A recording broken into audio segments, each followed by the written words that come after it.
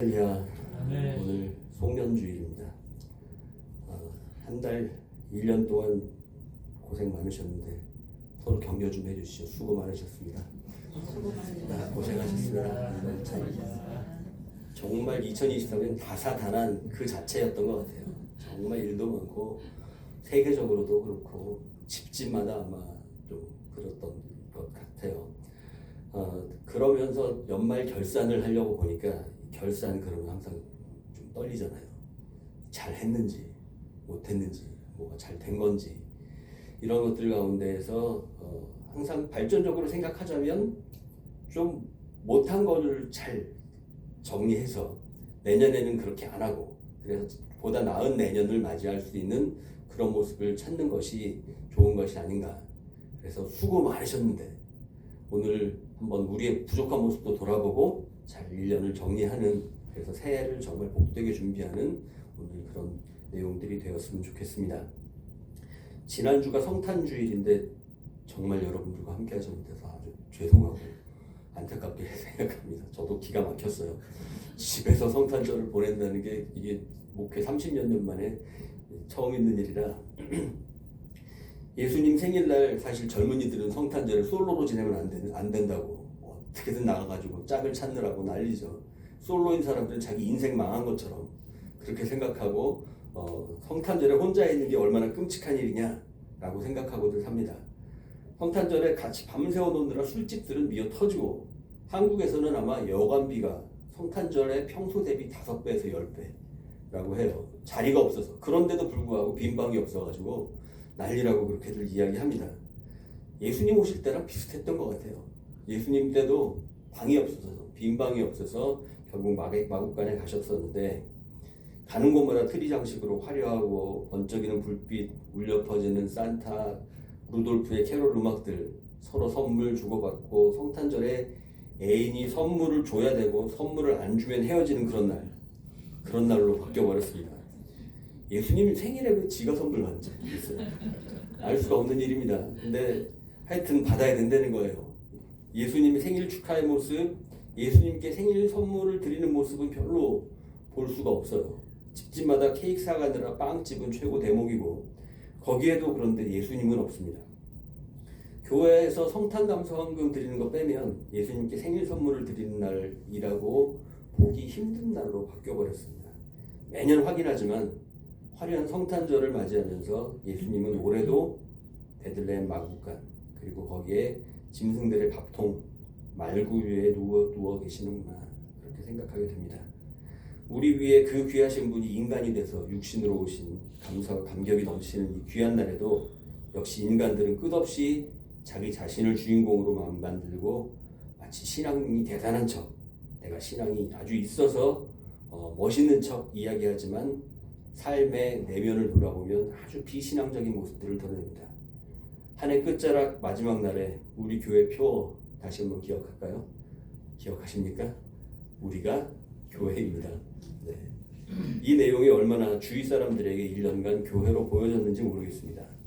교회 다니는 사람으로는 보여졌는데 교회 모습이 실망스럽게 보였다면 어땠을까요? 그리스도인들의 모습 그리고 우리 말 한마디는 다른 사람들을 죽이기도 하고 살리기도 했습니다.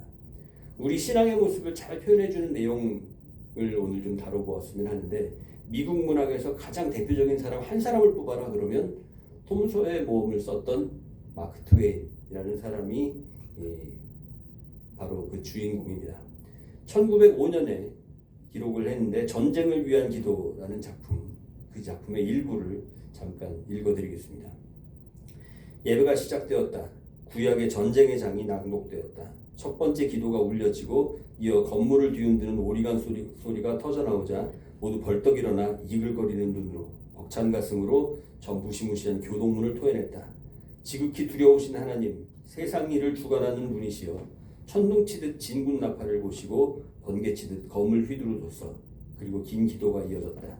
그처럼 열렬한 호소와 감동적이고 아름다운 언어는 이제까지 어느 기도에서도 들어본 적이 없었다. 기도의 내용은 이러했다.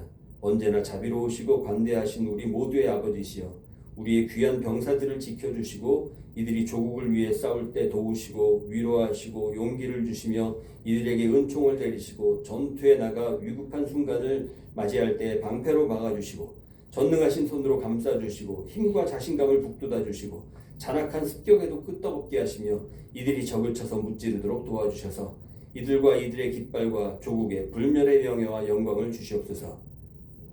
멋있는 기도죠. 우리들이 보통 지금 전쟁에 누가 나간다고 이런 기도를 딱 할 것만 같습니다. 그때 낯선 한 노인이 예배당으로 들어오더니 가운데 통로를 천천히 소리 없이 걸어 앞으로 나왔다. 두 눈은 목사를 응시하고 있었다. 호리호리한 몸에 발까지 닿는 긴 옷을 걸치고 있었다. 머리엔 아무것도 쓰지 않은 채 길게 늘어뜨린 흰 머리칼은 쏟아지는 폭포처럼 양 어깨에 치렁치렁했다. 주름진 얼굴은 기이하게 창백하여 오싹한 소름이 끼칠 지경이었다. 모든 사람이 의아한 눈으로 지켜보는 가운데 그는 묵묵히 앞으로 나아가 주저없이 강단으로 오르더니 목사 곁에 다가섰다. 목사는 눈을 감고 열정적으로 기도하고 있었기에 그가 온 것을 알지 못했다. 목사는 그 감동적인 기도를 계속하다가 마침내 뜨거운 호소로 끝을 맺었다. 우리의 병사를 축복하소서, 우리에게 승리를 주옵소서, 우리 주 하나님 아버지, 우리의 땅과 깃발의 수요자시여. 낯선 사람은 손을 뻗어 비켜달라는 신호를 보냈고 훔친 놀란 목사가 비켜서자 그 자리에 섰다. 잠시 신비한 빛의 소리, 엄숙한 눈으로 넋을 잃은 회중을 찬찬히 훑어보고는 깊은 곳에서 울려나오는 목소리로 말하기 시작했다. 나는 전능하신 하나님의 말씀을 전하러 하늘 높은 보좌에서 내려왔노라. 그 말에 온 교회가 충격에 휩싸였다. 그 사람은 말을 이어나갔다. 하나님께서는 여러분들의 기도를 들으셨느니라. 하나님의 사자인 내가 너희에게 그 기도의 의미를, 그 기도의 온전한 뜻을 설명할 것이다. 이 설명을 듣고도 너희가 그 기도를 그대로 원한다면 너희의 소원을 하나님은 들어주실 것이다. 왜냐하면 여러분들의 기도는 말로 표현한 것보다 실제로는 더 많은 것을 요구하고 있기 때문이니라. 하나님의 종인 너희 목사가 기도를 올렸다. 그 기도는 하나인가? 아니다. 그의 기도는 둘이다. 하나는 말로 한 기도이고 다른 하나는 말로 하지 않은 기도다. 그러나 모든 소원을 들으시는 주님의 귀에는 말로 한 것과 말로 하지 않은 것 두 기도가 모두 들렸느니라. 이 점을 잘 생각하고 새겨들으라.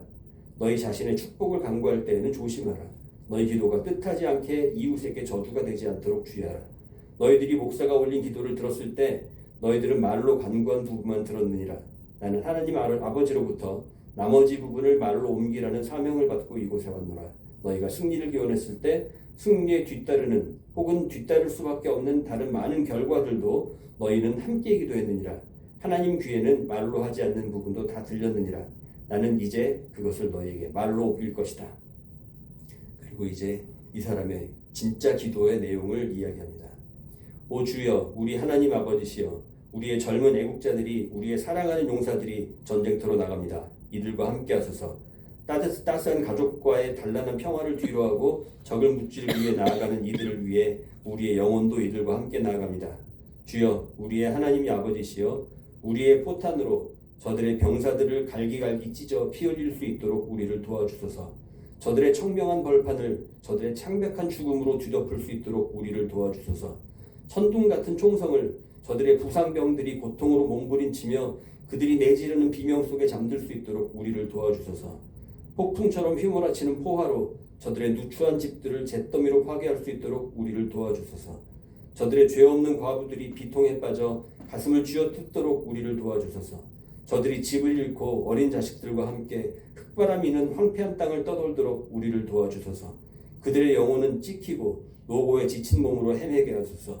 주님께 안식할 무덤을 간구하더라도 거절하시고 주님을 경유하는 우리를 위하여 저들의 소망을 산산히 날려버리시고 저들의 생명을 시들게 하시고 저들의 비참한 순례가 끝나지 않게 하시고 저들의 발걸음을 더욱 무겁게 하시고 저들의 눈물로 저들의 길을 걷게 하시고 저들의 상처투성이 발에서 흐르는 피로 그들의 길을 얼룩지게 하소서.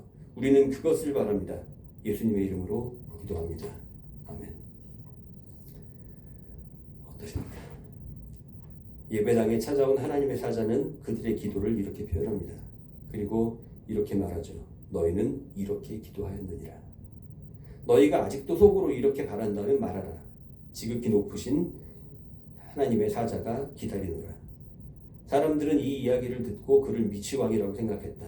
그가 한 말이 너무나 터무니없었기 때문이다. 작품은 그가 사람들에게 쫓겨나 바닥에 내팽개쳐지는 것으로 이렇게 마무리가 됩니다.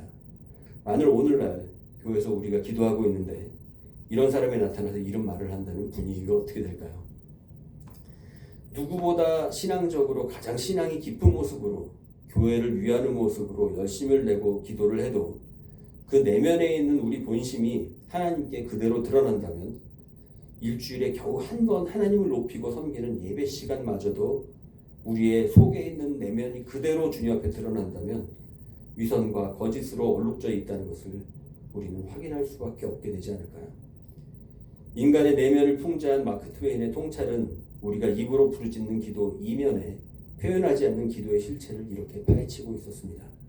우리가 돈을 버는 것, 합격하고 승진하고 성공하는 것들 이면에는 누군가는 돈을 잃고 불합격하고 탈락하고 실패하는 것을 전제로 요구하는 내용들이 참 많습니다. 오늘날 이루어지는 참 많은 간증들은 아마 이런 부분들과 무관하지 않을 겁니다. 내 성공, 내 승진, 내 기도의 응답의 고백을 만약에 마크 트웨인의 표현대로 말로 하지 못한 내용을 언어대로 표현한다면 어떤 내용으로 바뀌게 될까요? 그래서 오늘 본문 전도서 5장에 있는 하나님의 집 성전에 들어갈 때 너희는 이렇게 주의해야 된다라는 내용들을 소개하고 있었습니다. 서양 고대 역사를 공부해 보면 특이한 점이 있죠. 고대 시대의 신전, 그것은 그들이 섬기던 신이 거주하던 공간입니다. 그래서 그 신전은 최고로 화려해야 됐습니다. 그 신전은 신들의 거처였고 신전 안에는 신상을 만들어 놓고 방언과 신탁 그리고 병을 고치는 이런 일들 그리고 종교적인 제의가 행해지면서 신과의 합의를 이야기했습니다. 문제는 신전을 이들이 벗어나는 순간 신과는 무관하게 살아갔던 것이 그들의 일상이었고 필요한 부분이 있을 때 아쉬운 부분이 있을 때 해당 신전으로 와서 제물을 바치고 종교 생활을 하고 자기 재물을 바치고 원하는 것을 얻는 이른바 거래 관계를 하는 것이 고대 시대의 종교였습니다. 그렇기 때문에 신과 인간의 관계는 얼마나 종교적인 행위를 잘 바치느냐에 따라 있는 것이지 윤리적인 삶의 모습들을 그것이 들어가 있는 것은 아니었습니다. 그리스 로마에 있는 신들은 무언가를 우리에게 주는 신이지 윤리적인 존재는 아니었던 것과 비슷합니다. 예루살렘 성전, 이 예루살렘 하나님을 믿는다고 하는 예루살렘 성전이 다른 신전과 궁극적으로 다른 점이 바로 이겁니다. 하나님은 성전 안에만 계신다거나 필요할 때 아쉬울 때 주고받는 거래 관계가 아니라는 겁니다. 예루살렘 성전이 다른 나라의 신전과 궁극적으로 다른 점이 바로 이것이었습니다. 하나님은 거래 관계를 하는 것이 아니라 진정한 종교적 제의는 삶에서 정직하게 행하고 약자들을 돌보고 하나님의 의로운 삶을 드러내는 것이라고 구약에서는 일관되게 말하고 있습니다. 그래서 하나님께서는 호세아 6장 6절에 나는 인애를 원하고 제사를 원하지 아니하며 범죄보다 하나님을 아는 것을 원한다 라고 그렇게 말씀하셨습니다. 저 사진은 2004년에 퓰리처 상을 받은 전쟁에 노출된 한 어머니와 어린아이의 사진을 목숨 걸고 찍은 기자의 사진의 모습입니다. 저런 일들이 지금도 우리 주위에 우리 세상에서는 흔하게 일어나고 있는 상황입니다.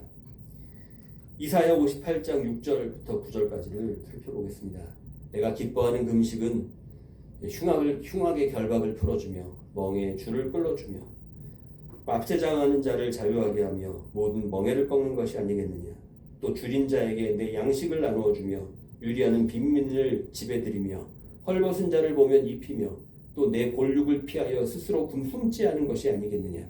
그리하면 내 빛이 새벽같이 비칠 것이며 내 치유가 급속할 것이며 내 공의가 내 앞에 행하고 여호와의 영광이 내 뒤에 호위하리니 내가 부를 때에는 나 여호와가 응답하겠고 내가 부르짖을 때에는 내가 여기 있다 하리라. 이 말씀을 보시면 금식이 흉악의 결박을 풀어준다는 말이 아니라 흉악의 결박을 풀어주고 납치당하는 자를 자유케 하고 멍에를 꺾는 것이 하나님이 진짜 기뻐하시는 음식이다라고 그렇게 말씀을 하고 계신 겁니다. 그래서 그런데 이 부분이 자꾸 응용이 돼서 금식을 강조하는 현장에서 참 많이 쓰이는 구절로 변해버렸습니다.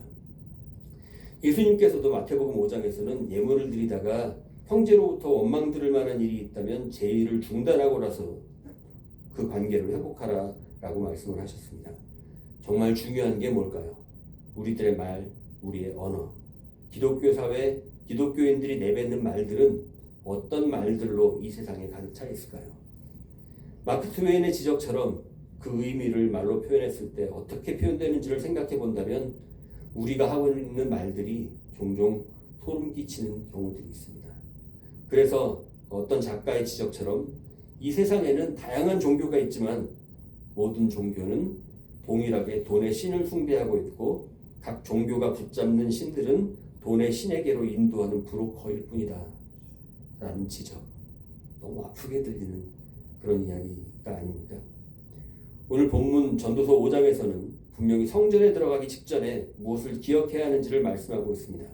정직한 말을 하고 정의롭게 하는 모든 것들이 바로 성전에 들어가 사는 종교적인 제의보다 훨씬 더 먼저 해야 되는 것이라고 지적합니다. 이것이 왜 중요할까요? 이것이 사회에 하나님의 흔적이 드러날 수 있게 되는 것이기 때문입니다. 우리가 교회가 될 수 있는 방법이기 때문입니다.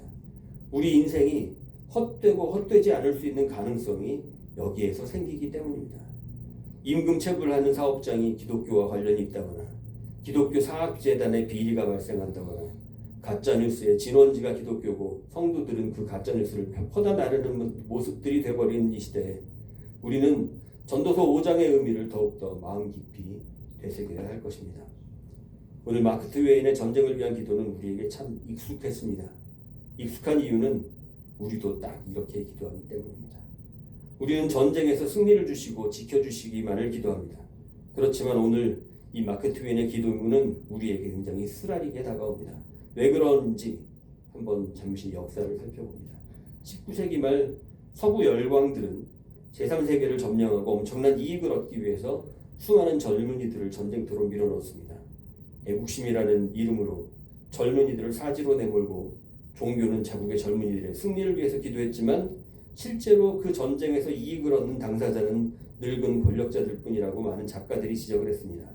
전쟁을 위한 기도의 배경이 되었던 미국에서도 많은 젊은이들이 해외로 파병이 되었는데 1896년 이후 스페인에서 독립을 위해 싸웠던 필리핀 사람들은 에밀리오 아기날도라는 사람을 대통령을 통해서 1898년 6월 12일에 독립을 선언했지만 그해 12월 달에 미국은 미국 스페인 전쟁으로 필리핀 독립을 돕는다고 하면서 스페인을 물리쳐놓고 파리 조약에서 2천만 달러로 필리핀을 매입하고 자국의 식민지로 삼았습니다. 1899년 1월 1일 아기날도가 초대 대통령에 취임했고 그런 다음 의회를 조직했는데 미국에서는 그해 8월 14일에 11,000명의 지상군을 필리핀을 점령하기 위해 보냈고 미국은 필리핀 침략을 위해 반항하는 필리핀 사람 60만 명을 잔혹하게 극악하게 학살했습니다. 전쟁은 공식적으로 1902년 7월 4일에 끝났고 결국 100만 명이 넘는 필리핀 사람들이 죽었습니다. 그러나 살아남은 필리핀 군인들과 다른 저항군들이 미국의 통치를 끝낼 때까지 이들은 미국의 침략에 계속 저항했습니다. 교회는 이때 하나님은 그들의 편이라는 믿음으로 이 젊은이들이 승리하기를 기도했습니다. 전쟁을 위한 기도라는 마크 트웨인의 책은 1905년에 기록된 작품입니다.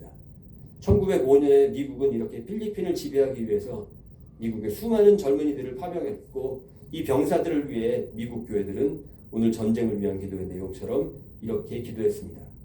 이것이 우리나라와 또 관련이 있습니다. 미국이 필리핀을 장악하는 조건으로 일본은 한반도를 지배해서 식민지로 만든다고 하는 것, 이것이 미국의 이익에 부합한다는 것을 합의했던 조약이 바로 1905년에 체결이 된 가스라 테프트 밀약입니다. 일본의 내각 총리 대신 가스라 다로하고 미국의 국방장관 윌리엄 하워드 테프트 간에 극비로 체결된 미약이었는데 1924년이 되어서야 세상에 알려지게 됩니다. 1905년 가스라 테프트 밀약으로 인해서 1905년에 한국에서는 울스다 조약, 1910년에는 경술국치가 이루어지고 1907년에 이준 열사를 비롯한 3명의 헤이그 밀사가 네덜란드에 파송이 됐지만 그들은 바로 이 밀약으로 인해 참석도 하지 못하게 되고 모두 죽게 됩니다. 이 모든 것에는 미국 전 지역에서 울려 퍼지는 자국의 군인들을 위한 간절한 기도 후에 펼쳐진 일들이었습니다. 전도서 5장의 지적처럼 왜 우리는 언어를 조심하고 약자를 보호하고 정직하고 정의를 행해야 될까요? 어쩌면 전쟁을 위한 기도처럼 우리는 많은 것을 부르짖고 입으로 표현하지만 가스라테프트 미략처럼 우리 기도 반대편에 서 있는 상황이 우리들의 모습이 되어버렸다면 어떤 느낌이 들까요? 어쩌면 오늘날 우리 기도 이면에는 이런 그늘들이 존재하지 않는지 생각해 보아야 할 것입니다. 그 당시 교회는 흑인이나 제3세계 사람들에 대해서는 정복할 대상이었고 마치 아메리카 원주민들을 학살하고 땅을 빼앗는 것이 하나님이 주시는 축복인 양 쟁취하고 점령할 대상으로 여겼습니다. 전도서 5장은 우리가 어떻게 세상에서 하나님의 흔적을 드러내는 교회의 모습이 되는지를 잘 말해주고 있습니다. 이 5장을 우리말 성경으로 다시 한번 확인해 보겠습니다. 너는 하나님의 집에 갈 때 내 걸음을 조심하여라. 가까이 다가가 귀 기울여 듣는 것이 자기가 잘못한 줄도 모르는 어리석은 사람들이 희생제를 드리는 것보다 나으니 이는 어리석은 사람들은 자신들이 악을 행한다고 생각하지 않기 때문이다. 내 입을 쉽게 놀리지 말고 조급한 마음에 하나님 앞에 아무 말이나 내뱉지 마라. 하나님께서는 하늘에 계시고 너는 땅에 있으니 내 말수를 적게 하여라. 일이 많으면 꿈을 많이 꾸듯이 말이 많으면 어리석은 소리가 나온다. 내가 하나님께 서원한 것이 있으면 그것을 지키는데 미적거리지 마라. 그분은 어리석은 사람을 기뻐하지 않으신다. 내가 서원한 것을 갚아라. 서원을 하고 지키지 않느니 차라리 서원하지 않는 것이 낫다. 그리고 10절부터 보겠습니다. 돈을 사랑하는 사람마다 돈으로 만족하는 법이 없고 부를 사랑하는 사람마다 재산이 아무리 불어나도 만족하는 법이 없다. 이것 또한 허무한 것이다. 재산이 많아지면 먹는 사람들도 많아진다. 그러니 주인의 눈요깃거리 말고는 그것들이 무슨 이득이 되겠는가. 일하는 사람은 먹는 것이 적든 많든 단잠을 자나 부자는 그의 풍부함 때문에 잠을 이루지 못한다. 내가 해 아래에서 통탄할 만한 악을 보았는데 오히려 재물이 그것을 소유한 사람들에게 해가 되는 일이다. 재물은 어떤 재앙이 생기면 몽땅 잃어버리게 되기도 한다. 아들을 낳았어도 남겨줄 것이 하나도 남지 않을 수 있다. 그가 자기 어머니의 모태에서 벌거벗은 모습대로 나올 때처럼 돌아가며 그가 열심히 일해서 얻은 것은 아무것도 가져가지 못할 것이다. 이것 또한 통탄할 만한 악인데 사람이 올 때처럼 되돌아가게 된다는 것이다. 겨우 한 자락 바람을 잡으려고 이토록 열심히 일했으니 무슨 이익이 있겠는가. 사람은 평생을 어둠 속에서 먹고 슬픔만 넘쳐나고 병마에 시달릴 뿐이다. 내가 깨닫게 된 것은 하나님께서 사람에게 주신 생애 동안 해 아래에서 먹고 마시고 열심히 일해서 보람 얻는 것이 가장 선하고 분수에 합당하다는 것이다. 이것이 사람이 받은 몫이다. 만약 하나님께서 부와 재산을 주셔서 누리게 하시고 또 제 몫으로 챙길 힘을 받게 하신 사람은 그것이 하나님의 선물임을 알아야 할 것이다. 하나님께서는 사람의 마음에 기쁨을 주실 것이니 인생살이를 그리 심각하게 생각할 것은 없다. 우리가 그토록 집착하고 움켜쥐려는 영원할 것만 같은 재물 앞에서 광야에 일용할 만나를 주셨던 하나님께서는 오늘 우리 인생을 보시고 헛되고 헛되다고 말씀하십니다. 2023년 우리는 정말 교회답게 살아왔을까요? 아니면 헛되고 헛되기 그지없는 인생을 살아왔을까요? 연말정산 우리에게 올 한 해 호흡을 주신 주님께서 오늘 우리를 보시며 격려하시고 축복하십니다. 하지만 우리는 사람을 돌아보며 상처를 준 사람은 없었는지, 그리고 내 욕심과 내 고집이 가장 사랑하는 사람들에게 아픔을 주지는 않았는지, 내가 존재함으로 세상이 하나님의 나라로 세워져 갔는지, 아니면 오염시키고 쓰레기만 만드는 모습은 아니었는지 결산해 보십시다. 우리 주님은 지금 우리에게 새로운 기회를 열어 2024년을 준비하고 계십니다. 새해에도 내 소망이 되어주겠니? 내 기대가 되어주겠니? 여전히 우리를 그렇게 바라보고 계시는데 나는 하나님의 나라를 세우는 존재인지 무너뜨리는 존재인지, 나는 교회를 세우는 사람인지 교회를 무너뜨리는 사람인지, 나는 한 사람을 일으키는 사람인지 쓰러뜨리는 사람인지, 나는 정말 주님의 기쁨인지 주님의 슬픔인지 돌아보며 신중한 2024년을 맞이해야 할 것입니다. 겨우 한 자락 바람을 잡으려고 허무한 인생을 보내며 2024년의 마지막 날을 또 맞이하지 않도록 진정 주님의 기쁨이 되기를 원하는 새로운 결단과 함께 새해를 잘 준비하는 복된 성도들 되시기를 주님의 이름으로 간절히 축원합니다. 나 주님의 기쁨 되기 원하네. 내가 원하는 한 가지 주님의 기쁨이